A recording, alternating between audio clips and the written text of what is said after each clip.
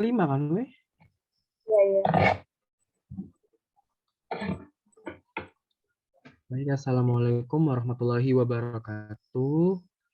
Kami dari kelompok 5 dengan studi kasus kelima dengan mata kuliah Profesi Kependidikan, dosen pengampu Bapak Anggyudo Prastowo MPD dan Ibu Dr. Nur Izati SPD MSI.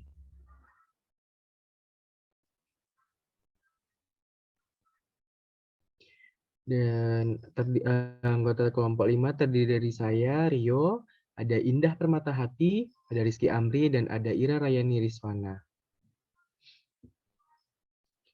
Baiklah, pemilihan kasus, kami memilih kasus yang kedua, yaitu peringkat Indonesia rendah berdasarkan hasil survei PISA, belajar matematika harus komprehensif. Hasil survei Program for International Student Assessment atau PISA 2018 menunjukkan kemampuan matematika, sains, dan membaca Indonesia berada pada peringkat rendah.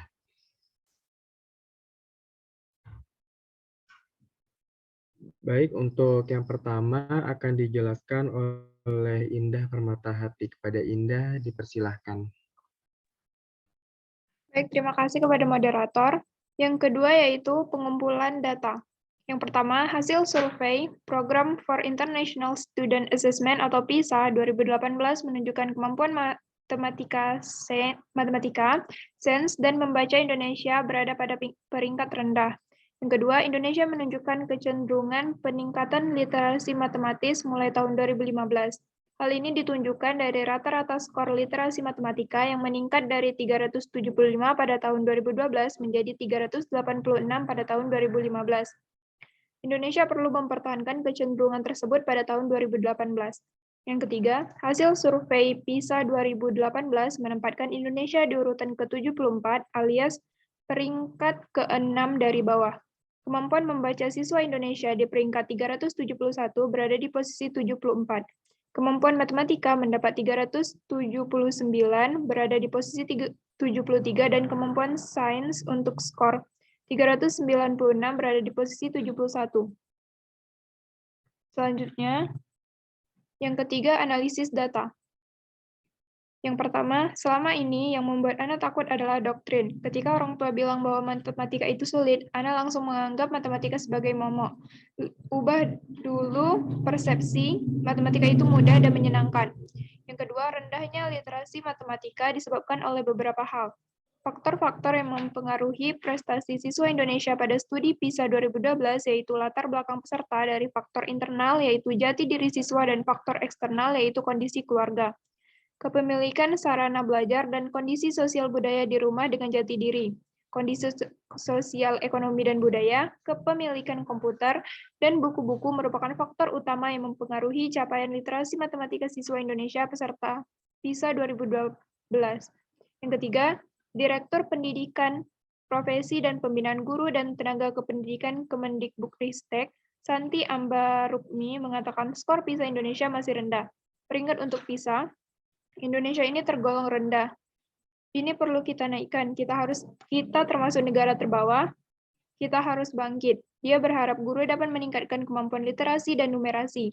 Sebab kini peningkatan kompetensi literasi dan numerasi sudah tidak lagi mengikuti standar nasional. Sekian penjelasan dari saya kembalikan kepada moderator.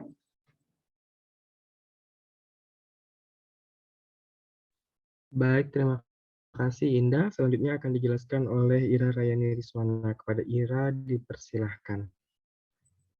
Terima kasih kepada moderator. Di sini saya akan melanjutkan pembahasan tentang analisis data, yaitu adapun berdasarkan survei PISA ditemukan beberapa tiga permasalahan utama pendidikan di Indonesia. Yang pertama itu tingginya persentase siswa yang berprestasi rendah.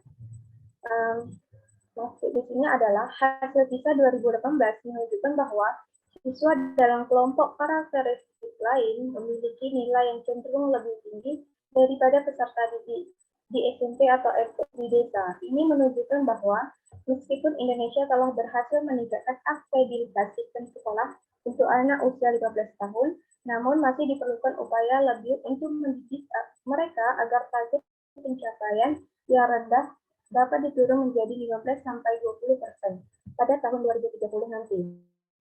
Bersumber dari hal tersebut, maka salah satu upaya yang dapat dilakukan adalah dengan meningkatkan keterampilan membaca guru sekolah dasar karena keterampilan membaca siswa berkembang dari hari-hari awal sekolah dasar. Hal tersebut sejalan dengan penelitian yang dilakukan oleh Saprosari dan Dinasari 2021 bahwa untuk meningkatkan keterampilan membaca siswa SD dapat dilakukan melalui media audiovisual. Penggunaan media audiovisual tidak hanya sebagai upaya membantu guru meningkatkan keterampilan membaca siswa, namun juga membantu siswa meningkatkan akses kreativitas. Lalu yang kedua itu tingginya tingkat siswa mengulang kelas. Pemecahan masalah siswa mengulang kelas ini diharapkan dapat meningkatkan nilai siswa Indonesia pada PISA 2024 sebesar 10 hingga 20 poin, di mana berdasarkan hasil yang dilaporkan oleh PISA menunjukkan ada perbedaan yang cukup besar antara siswa yang mengulang kelas dengan yang tidak. Hasil PISA menunjukkan perbedaan yang besar dalam nilai membaca siswa yang mengulang, terutama antara siswa yang mengulang di SD dan yang tidak mengulang. Sehingga kebijakan pengulangan yang ada tidak membantu meningkatkan keterampilan membaca siswa. Alangkah baiknya jika guru berusaha lebih maksimal dalam kegiatan belajar mengajar di dalam kelas, sehingga siswa dengan dapat mengikuti pelajaran baik di kelas berikutnya. Lalu yang ketiga itu ada besarnya angka ketidakhadiran siswa di dalam kelas. Nah ini absen siswa di kelas ini erat sekali kaitannya dengan siswa mengulang kelas. Sangat diharapkan apabila tingkat ketidakhadiran siswa dapat dikurangi, maka nilai siswa Indonesia di PISA 2021 diharapkan bisa meningkat 10 poin. Hal tersebut sebagaimana survei yang dilakukan oleh PISA. Ditemukan adanya beberapa siswa yang tidak hadir pada satu hari atau pada pelajaran tertentu cenderung mendapat nilai yang lebih rendah. Ketidakhadiran siswa di kelas erat kaitannya dengan rasa kedisiplinan. Menurut penelitian dilakukan oleh LI 2016 bahwa ada hubungan antara kedisiplinan dengan hasil belajar di mana siswa yang memiliki tingkat kedisiplinan yang tinggi selalu memperoleh nilai yang sangat baik. Ini dibuktikan dalam penelitian dengan membandingkan dua sampel dengan tingkat kedisiplinan tinggi dengan sebaliknya. Di mana hasil yang diperoleh adalah 6 siswa, 4 siswa yang tingkat kedisiplinan tinggi, dan hasil belajar sesuai sedangkan 2 siswa lagi tingkat kedisiplinan rendah dan hasil belajarnya kurang sesuai.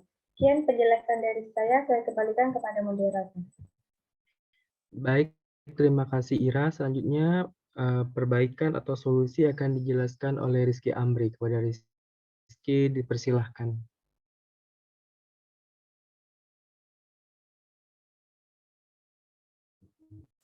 Baik, terima kasih moderator. Di sini saya akan melanjutkan yang keempat yaitu perbaikan dan atau solusi. Nah, berdasarkan faktor-faktor yang telah dikemukakan dapat disusun beberapa peningkatan literasi matematika, yaitu yang pertama ada strategi keterampilan guru dalam mengajar membaca di dalam kelas.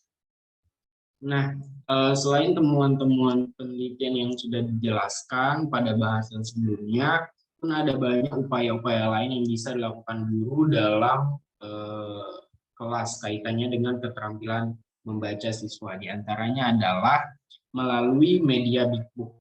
Nah, dalam penelitian dilakukan oleh Masfun dan Korea 2019, media Big Book adalah sebuah media pembelajaran yang berupa buku bacaan yang memiliki ukuran, tulisan, dan gambar yang besar. Media Big Book memiliki karakteristik khusus yang dibesarkan baik teks maupun gambarnya, sehingga memungkinkan terjadinya kegiatan membaca bersama antara guru dan murid. Berikutnya yang kedua itu ada penerapan metode silaba. Dan yang terakhir adalah melalui media kartu. Nah, berdasarkan hasil penelitian yang dilakukan oleh Hasmi 2017, keterampilan membaca permulaan menggunakan media kartu dapat memperbaiki sekaligus meningkatkan proses dan hasil dalam keterampilan membaca permulaan pada siswa. Berikutnya, yang kedua yaitu meningkatkan kreativitas guru dalam mengajar. Nah, ada berbagai macam alternatif upaya yang dapat dilakukan oleh guru agar persentase mengulang siswa di kelas menurun. Di antaranya peneliti mengambil contoh 3 upaya yang bisa dilakukan agar pembelajaran menarik, menyenangkan, bermakna, dan antusias. Oke, poin pertama, menggunakan media gambar pada pembelajaran tematik. Nah, media gambar adalah salah satu media visual yang sederhana yang dapat mempermudah cara siswa belajar. Media ini dapat dibuat tidak terlalu mahal serta mudah dipahami dan dimengerti oleh siswa. Berikutnya, poin kedua yaitu upaya peningkatan motivasi belajar melalui lesson study. Apa itu lesson study? Lesson study adalah model atau pembinaan profesi pendidik melalui pengkajian pembelajaran secara kolaboratif dan berkelanjutan berlandaskan prinsip-prinsip kolegalitas dan mutual learning untuk membangun komunitas belajar. Tahap pelaksanaan lesson study meliputi perencanaan, pelaksanaan, dan refleksi. Poin ketiga, penerapan model pembelajaran STAD. STAD merupakan salah satu metode pembelajaran kooperatif yang paling sederhana, yang merupakan modul yang paling baik untuk perencanaan bagi para guru untuk menggunakan pendekatan kooperatif. Berikutnya, yang ketiga yaitu upaya mengatasi ketidakhadiran siswa dalam kelas. Nah, ada beberapa. Yang pertama itu adalah metode konseling individu. Nah, konseling individu ini merupakan salah satu layanan yang dilakukan dengan cara bertemu langsung dengan siswa agar siswa lebih leluasa menjelaskan kenapa gitu ia berperilaku seperti itu, dan tentunya ia bisa menyampaikan dengan apa adanya penuh dengan kejujuran kepada guru bimbingan konselingnya. Yang kedua itu adalah teknik behavior contract. Teknik behavior contract merupakan perjanjian dua orang ataupun lebih untuk berperilaku dengan cara tertentu yang sudah ditentukan. Dan untuk menerima hadiah bagi perilaku ini, konselor dapat memilih perilaku yang realistik dan dapat diterima oleh kedua belah pihak. Baik, mungkin itu saja dari saya kembalikan ke moderator. Baik, terima kasih Rizky Amri. Nah, demikianlah studi kasus yang kami lakukan. Terlebih dan terkurang kami mohon maaf. Assalamualaikum warahmatullahi wabarakatuh.